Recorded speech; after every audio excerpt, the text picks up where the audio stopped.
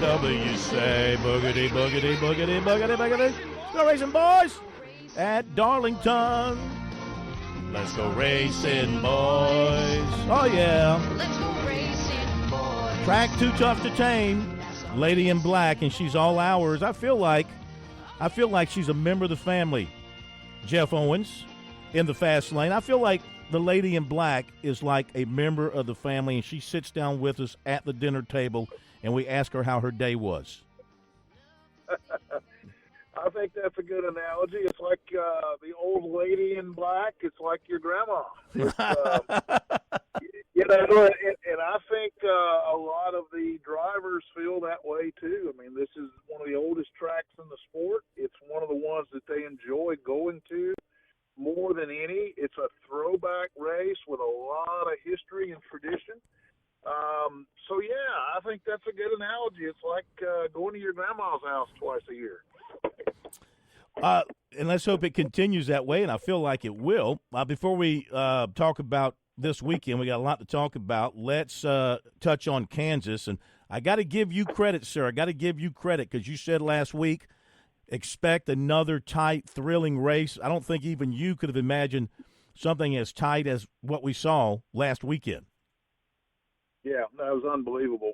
You can never predict that. The closest finish in history, and it surpassed that thrilling race at Darlington we saw several years ago with Ricky Craven and Kurt Busch. But, yeah, I mean, who could ever have predicted that? I mean, you basically 5 cars crossing the finish line pretty close together.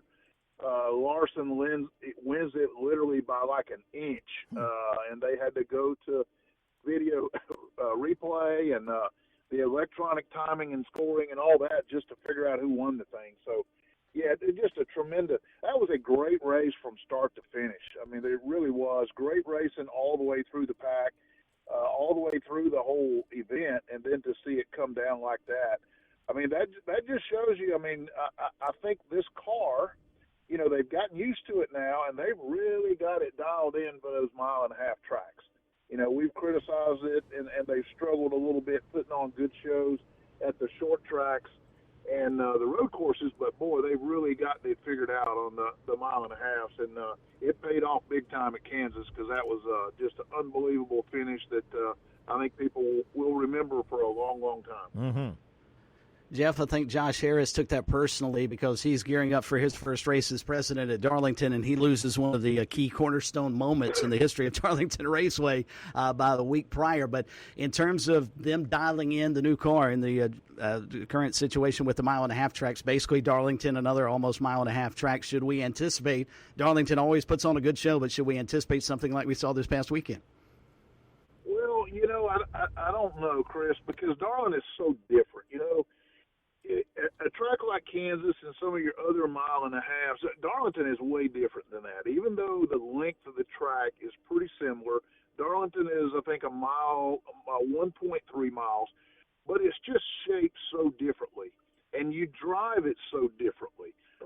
They can fan out and go, you know, 3 and 4 wide at a place like Kansas, and they can produce a finish like that. You can't do that at Darlington. It's more about racing the track and not wrecking than it is racing your competition sometimes. Now, we've seen great finishes there, and it's certainly possible that we could see another one. But Darlington is such a different animal that I don't know that you can go there and really expect to see, you know, a side-by-side finish like that. You know, probably what you're going to see is somebody trying to chase down the leader at the end of the race and hugging that wall and making sure they don't wreck. I think that's more likely at Darlington than it is what we saw last week.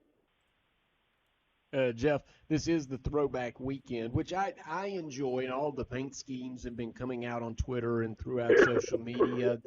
Do you have a favorite or one that you just the one that I really raised my eyebrows is they're running the Castrol car from Japan, which I thought was an odd choice. But there you go. That was my least favorite, and I thought maybe the Terry Labonte Kellogg special was my favorite.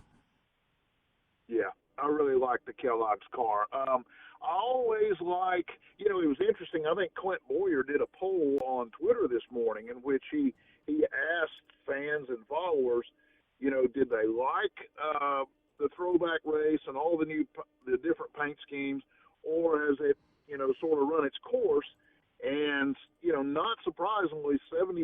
of respondents said they love it. And I agree with that. I think it's really cool to see them bring out those old paint schemes. The one I've seen this week that I really like, and they always do a good job with it, I like some of the old Mark Martin paint schemes, the Valvoline colors that they keep bringing back. I like that. I like some of the tributes to Dale Earnhardt. You'll see some paint schemes that he has run before. You know, and there's always one or two that pay tribute to the Pettys and Richard Petty. All of those, you know, that they bring back a lot of memories. The Kellogg's, you mentioned that. You know, there'll be some old Jeff Gordon paint schemes, but I just think that's such a neat thing for both the fans and the drivers. So I'm looking forward to seeing all the different paint schemes this weekend. Jeff, I am glad you said that because Denny Hamlin in his podcast, you probably heard it earlier this week, he said he believes the throwback weekend has run its course and it's gotten stale. And he actually made the comment that he believes this might be the last one. Do you buy into that? I mean, is that how the drivers feel about this, or is it still, because it's so popular with the fans, Darlington and NASCAR are going to push to continue to do it? I think they'll keep doing it. I think that's Denny being Denny. You know, Denny's a contrarian these days, and he's got his podcast, and Denny sometimes says things that maybe he even don't believe, just to be the contrarian and to stir things up a little bit. I think this is one of the most popular things they do all year long.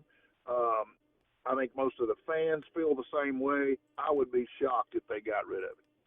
I'm with you. It's for the fans. Leave it alone. It's a great idea. It's different. It gives Darlington just a little something extra that separates it from the pack. Okay, we got about a minute. Who do you like? Denny Hamlin, red hot. Kyle Larson coming off a win. Martin Truex runs well. Kyle Busch is due.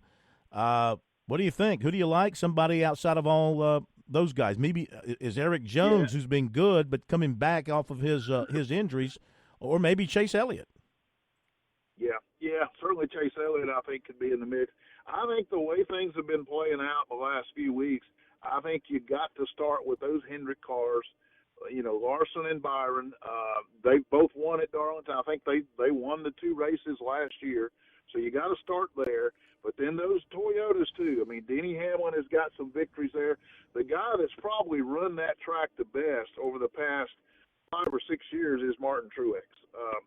He's won there. He's got a few wins there, but he's also lost a few there. He's had some races he dominated. He had a race last year where I think he led 170 laps, and it didn't work out in his favor. So I keep an eye on him. But yeah, I think it's those two, those Toyotas and the Hendrick cars. I think are going to be the ones to beat this weekend. All right, my friend. Happy Mother's Day weekend to you and the family. Enjoy the race. Thank you for being with us, and we'll talk to you next week. Thanks, Jeff. Okay, guys, have a great weekend. All right, Jeff Owens in the fast lane. Be right back.